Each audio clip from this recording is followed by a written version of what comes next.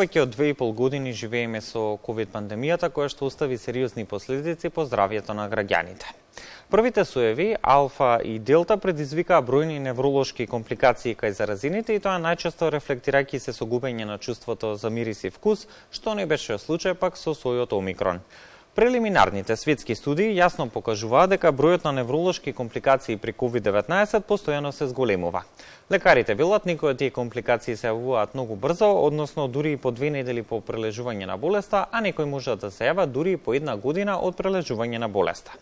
Кои се најчестите пост-ковид невролошки компликации, како се третираат истите, тема на разговор ова утро со неврологот доктор Марија Милановска. Добро утро и добро ни дојдовте.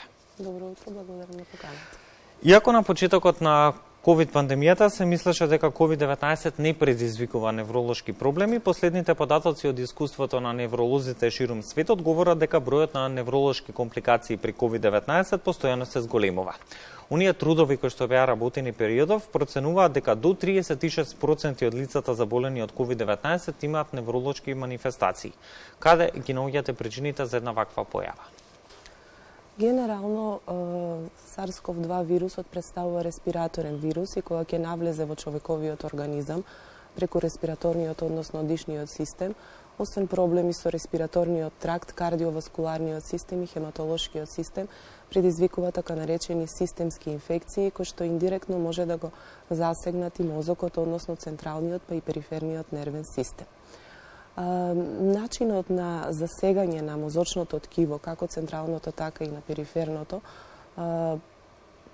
предизвикано од страна на SARS-CoV-2 вирусот, може да биде на два начини. Првиот е преку навлегување на вирусот преку респираторниот систем и предизвикување на така наречени системски реакции, кои што го засегнуваат и централниот и периферниот нервен систем, кога настанува како резултат на отежнато дишење, така наречена хипоксично-исхемична енцефалопатија, која што всушност представува страдање на мозокот за кислород, кога настануваат секундарни реакции кои што се пред се поврзани со когнитивните функции, меморијата, претераното чувство на замор, немањето концентрација, неможноста за извршување на така наречени екзекутивни функции и мултитаскинг, а од друга страна и директното влијание на ковид вирусот не треба да биде занемарено, затоа што во некои регии од мозокот постои експресија на така наречени АЦ рецептори, тоест рецептори за ангиотензин конвертирачкиот ензим, кои што се примарно експримирани во респираторното ткиво и во крвните садовни, односно кардиоваскуларниот систем, меѓутоа ги наоѓаме и во централниот нервен систем и тие вршат директно влијание врз мозочните функции и начинот на кој што една единка која што е инфицирана со SARS-CoV-2 функционира. Сега од оно искуство кое што го имате досега, кои се оние најчести пост-ковид невролошки компликации со кои што се соочуваат невролозите во овој така наречен пост-ковид период? Така. Најчестите, односно иницијалните симптоми кои што се јавуваат после примарната инфекција со вирусот се вообичаени, ние ги среќаваме во секојдневната невролошка пракса и не се толку атрактивни за нас како доктори, меѓутоа значени се за пациентите. Тоа се проблеми со меморијата на краткорочен период. Се разбира, тоа не значи деменција кај пациентите. Намалена концентрација, намалена вигилност, намалено внимание, чести се главоболките, кои што според своите карактеристики се типични главоболки од тензионен тип. Најчесто пациентите кажуваат дека имаат главоболки во вид на стегање и притисок во пределот на челото, слепочниците, поретко се јавуваат главоболки во супокципиталниот, односно задниот дел на черепот.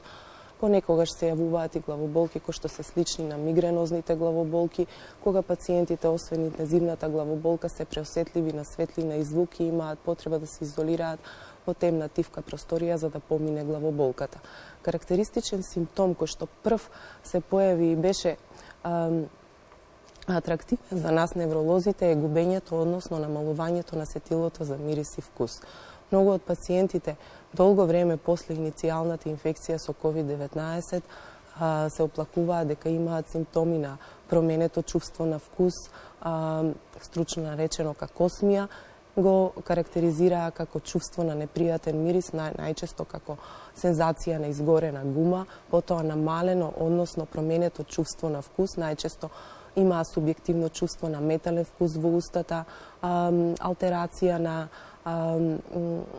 разните вкусови, како што се солено, луто, сладко, кисело, така да тоа се најчестите симптоми во првите денови после инфекција со COVID-19 и се релативно лесни за менаџирање од една страна, а од друга страна се добро чудни на некој начин, затоа што не се животно загрозувачки. Од друга страна, симптомите кои што се поврзани со системските засегања на организмот како резултат на инфекција со коронавирусот, може да бидат животно загрозувачки на долгорочен план, да бидат предизвикувачки и тешки за третирање. Имајќи го предвид фактот дека коронавирусот врши нарушување на коагулациониот систем, кај многу од пациентите се детектираше зголемено ниво на така наречени дедимери во крвта, кои што влијаат на така наречената хиперкоагулабилна состојба и формирање на така наречени микротромбози, односно емболии, кои што преку крвотокот патуваат до крвните садови на мозокот и предизвикуваат мозочни удари, како исхемични, така и хеморагични, кои што може да бидат животно загрозувачки и тие не бираат возраст. Се можеа да се видат и кај повозрасни, меѓутоа и кај помладата популација. Споменавте уште дека на почетокот на пандемијата голем број на граѓани се соочија токму со губење на сетилото за мирис и вкус за време на заразата со COVID-19. Она што верувам дека ги интересира многумина е можно ли е трајно оштетување на овие сетила токму како последица на коронавирусот? Не би можела да кажам дали е можно трајно оштетување, меѓутоа перзистирање на таквите симптоми на долгорочен план е можно, затоа што и јас во секојдневната пракса во амбуланта се среќавам со пациенти кои што од иницијалното заразување со коронавирус до денешен ден, а поминале на пример 6 месеци или 12 месеци или повеќе од година, се уште имаат проблеми со сетилата за мирис и вкус, додуша не толку изразени како на почетокот, меѓутоа се уште не е вратена функцијата на тие сетила. Во каква корелација се клиничката состојба на заразените со COVID-19 и оние пост-ковид компликации кои што се појавуваат по прележувањето на болеста и во кој временски период може да се појават компликации со невролошкиот систем токму кај пациентите со COVID-19? Компликациите, невролошките компликации, пост-ковид компликации најчесто се јавуваат после првиот месец од заразата. Значи, во првите 3 до 4 месеци од заразата се јавуваат тие така наречени пост-ковид компликации и најчесто се од хроничен карактер. Пак би ги споменала хроничната главоболка, хроничниот претеран замор кој што се јавува при минимална физичка активност, проблеми со сонот, односно појавата на несоница, а овде ви ги во склоп на тие неврокогнитивни растројства ми ги споменала и психијатриските проблеми од типот на анксиозност, депресија, понекогаш психози или делириум, во зависност од тоа каква е тежината, каква била тежината на клиничката слика, дали пациентот го прележал вирусот во домашни услови, дали бил хоспитализиран, која е животната доба на пациентот, дали станува збор за помлад или повозрасен пациент и каква е неговата здравствена, односно медицинска состојба, тоест дали има коморбидитети.